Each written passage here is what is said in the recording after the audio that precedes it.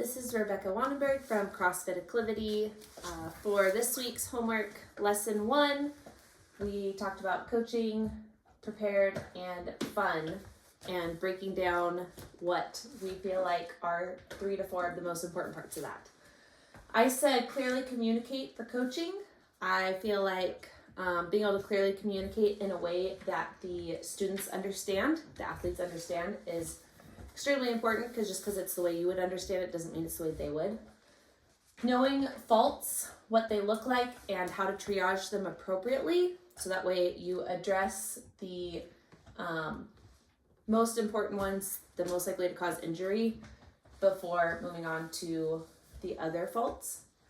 Assess the effectiveness of your cues and make sure that you always give feedback after cues. Those two kind of go together, but assessing the effectiveness of the cues, making sure that, again, what you're saying kind of also ties into clearly communicate. What you're saying is something that they are understanding, and always giving feedback after the cues. Not walking away, seeing what happens after you cue them. Make sure you watch the movement that they're doing after the cue. For prepared, I have begin and end on time. You have to have time management within that schedule as well, sticking to the schedule, but beginning and ending on time. Obviously, people are making this hour of their day important for them. You make it important for you to help them begin and end on time. Maximize instruction minutes effectively. So being able to use less cues, but use the progressions and everything in an effective manner, that you have enough time to coach them on the moves, but also have them practice with the effective movements. Planning ahead for alterations based on gym size, class size, and equipment size. So that way you can make alterations as needed prior to class starting, going back to beginning and ending on time. Know my limitations as a newer coach. I need to be able to know what movements I can and can't do, even if I can teach them.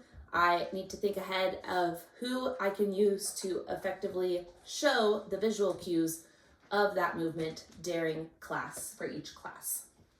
And then fun. I'll stand to this side.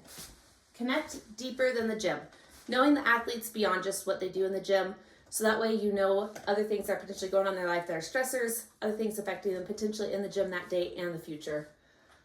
Being myself, not trying to live up to someone else's, who they are, how they interact with the classes, but being myself, as that's how you can effectively be fun and make those deeper connections, as well as making class time engaging. Not just for me, they need to be engaged as well, want to continue to do the movements and learn as they're wanting to use this most of the time outside of class time. And so make it engaging, see how it can affect them, and tell them how it can affect them outside of class as well. For coaching, I would say biggest thing I need to work on is clearly communicating, as I need to be able to cut back how much I talk. You can see I talk a lot. And so clearly communicating in a timely manner. For preparedness, I would say maximize instruction minutes effectively. Again, kind of comes down to me with my time management and being able to clearly communicate things as well.